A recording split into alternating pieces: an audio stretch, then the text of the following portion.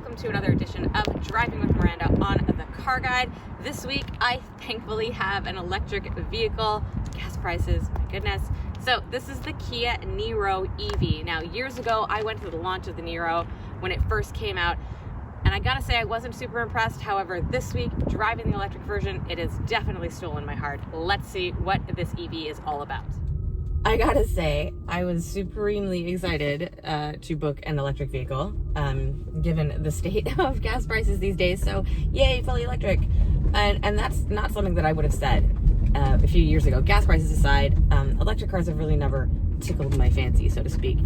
Even the Teslas of the world, you know, I get the appeal, I understand, but I like a gas-powered engine. I like the sound, I like the feel. I wager to say I even rather like the smell of gasoline. Like, it's just the whole experience and the manual transmission, all of that. So EVs have never really been my like, oh, I love that car. Like, I see when that's so cool. But I believe that the Niro might be changing my mind a little bit. Now, truthfully, we have an EV at home. Our family car is an e-Golf, and I've grown to love that one, but because it's essentially a Golf that they just took the engine out of and put a battery in. So it's a Golf, and I love the Golf, and I see it as a Golf, not an electric vehicle. This, however, the Niro, it came out originally as a hybrid model. I went to that launch 6 years ago, I guess, 8 years ago now, maybe. Geez, I don't even know. And at that time, it was okay. You know, it was something new, something different. It was a compact crossover. It was something that Kia was trying. It was one of their first hybrids, I believe. Wasn't the best car. Materials were a bit meh. Didn't like the design. Now fast forward to now, and this Niro EV might be one of the more underrated electric vehicles on the market right now. And it's not getting a lot of attention where I think it really should. You know, the Mach-E, everybody's like, oh my God, it's so amazing, and pay attention to it. And then of course there's the Teslas of the world, and this one kind of just slid under the radar, and I'm telling you that you should really consider it. So let's get some facts out of the way here. So the starting price for this one is in the mid 40s. I believe it comes in at 46, which is great for what it is. The battery, the total kilometer range that this thing can have is up to 385, which is perfect. And I never once felt any form of range anxiety. It has amazing regen. So you really can capture a lot, even if you do a lot of highway driving, which I did with this actually during the week. It's really easy to recoup the kilometers and get them back. And I plugged in, I think, twice to a level 3, and I've spent a total of like $20 to fill this thing up over the week. And I did quite a few kilometers up to the country, out to the city, kid to school, back and forth, all the things. And driving normally, though not aggressively, which is cool that they have it in the gauge cluster. It'll show you if you're driving economically, normally, or aggressively. And I'm proud to say that I am 0% aggressive. So, haha, for those of you who think I can't drive EVs properly. Anyways, that being said, 385, really, really good. And again, I plug it into the wall at home, like it's whatever normal outlet, which helps top it up. But those little level 3 boosts really help maintain this, and obviously your style of driving. Now, I have 3 drive modes before. So I've got Eco, Normal, Sport, and then Eco Plus. So Eco Plus is kind of like a limp home mode. Like if you really are running a bit low and you know you've got a distance to travel, you can pop it into Eco Plus. It's going to limit your speed. You can't go past 90K, turns off all the heating, all the stuff. And it'll make sure you get to where you're going, or your next charge station. Sport just makes it more peppy, which, like with an EV, you already have that instantaneous power, right? There's no delay, there's no lag, there's no build up. You don't have to spool a turbo or do anything. Like, it's just power on, power off. And it's possible too to drive the Niro with one pedal. So I have it on the max regen brake.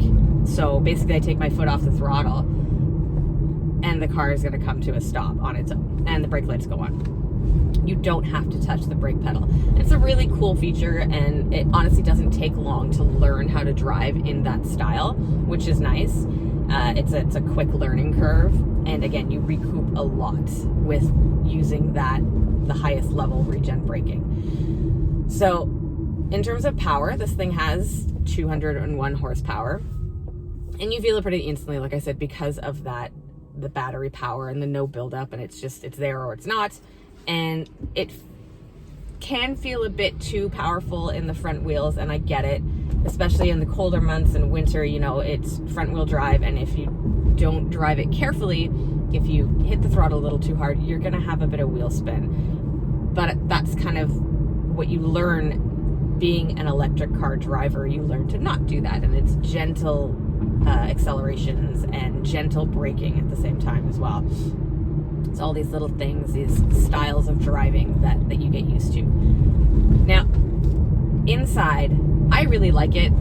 Some people might think that it feels a little bit cheap and it could be nicer because of the price, but I think it's great. So where the Niro used to have an 8-inch screen, now it has a 10.3 inch. It's beautiful to look at. I love the color scheme that they use. I mean, there's no trying to hide that I like purple and lavender, and so their whole dash is this really nice, it's all purples and lavenders and blues, and like it's me in the screen. And I think it looks really nice, very easy to navigate, super easy to hook up Apple CarPlay. I've got all my plugs here. I have a charge pad, and then there's so much space as well because it is an e-drive. There's no transmission, so there's nothing in the middle here to get in the way. So plenty of storage, great cup holders here. So I have the winter package as well. So I've got the heated seats and the heated steering wheel, as well as cooled seats. And there's heated seats in the back, which Owen quite liked. So that's nice, because if you do want to save on battery or kilometers, add 5 to 10, let's say, to your range, you can turn off the HVAC and that will give you more range, but obviously the cabin will get cold. However, if you've got the heated seats and the heated steering wheel on, then you can kind of sit there in the cold and you'll be okay. Obviously the windows might fog up, so you're going to need it, but if you play with the system and again just learn these habits as an electric car driver, you're going to learn to get the max amount of range out of your EV by fiddling with the systems. And then in terms of space in here, I think it's got more than enough. So you don't have a frunk because the battery's actually there, and in the back you do have room for a spare tire. And the trunk is a really decent size space as well. I think it's perfect. Lots of headroom in the back seat as well. The shape of the car allows that. And when you look at the exterior of this thing, I really like the combination of like the charcoal gray with the blue details. Again, they've created an EV that doesn't look so alien and so out of the box that you're like, you don't want it because it looks weird, but it has enough differences that you can point it out as being an electric vehicle. And I love the little blue details. I think it's a really cool feature to show that you're driving electric. And the electric port is up front in the front bumper, which I also think is a great location. Having been to mall or large parking lot charging stations, having it in front is really convenient as opposed to trying to get it to the side or wherever, like the side back or in the front, like kind of just by the passenger door or the driver's door. The cords aren't always that long, or if you've got to bring it over the car that you're parked to because you messed up the stations or whatever. So having it in front makes it a lot more accessible, also makes it a lot easier to plug into, let's say, a building or a garage, because you can go right up to the building and then know that the plug is there. And the plug that it comes with is not that long, so it's really nice to not have to worry about, oh, am I close enough? Am I gonna make it? All in all, I like this thing a lot. And for me to say that about a fully electric vehicle, it takes a lot. Like I said, I love the e-Golf because it's a Golf, and I didn't originally love the Niro, but in this setup with a battery, it makes so much sense, and especially now, super practical. And thinking about what I would have spent in gas and what I will spend next week with my gas-powered vehicle, I'm gonna start a GoFundMe at this stage. It's so nice to drive this and know that I'm not just throwing dollars out the window as I go. And it's honestly, it's super practical, and I wouldn't feel like I was trapped in my own little urban setting or suburban setting because I don't have the range to get places.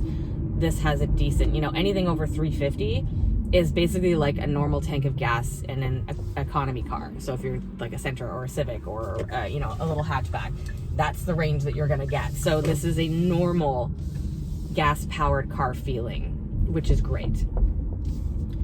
When I think of cons of this, I mean, maybe you could say the interior. Like I said, there have been comments that it could feel more upscale because of what it is, but truthfully, it's perfect and doesn't feel cheap at all to me. So the only con I would say here is that likely if you want a brand new Niro, you're going to be on a waiting list. So if you want one, you can sign up now because you're going to have to wait. And then the pros are just, honestly, man, it's everything you would want in an electric vehicle and a family car too.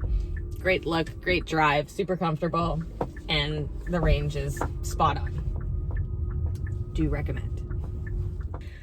All right, guys, well, that's been it for me in the super awesome 2022 Kia Niro EV. If you don't know about this model, you definitely want to check it out, especially with gas prices these days. Driving an EV is quite the thing to do.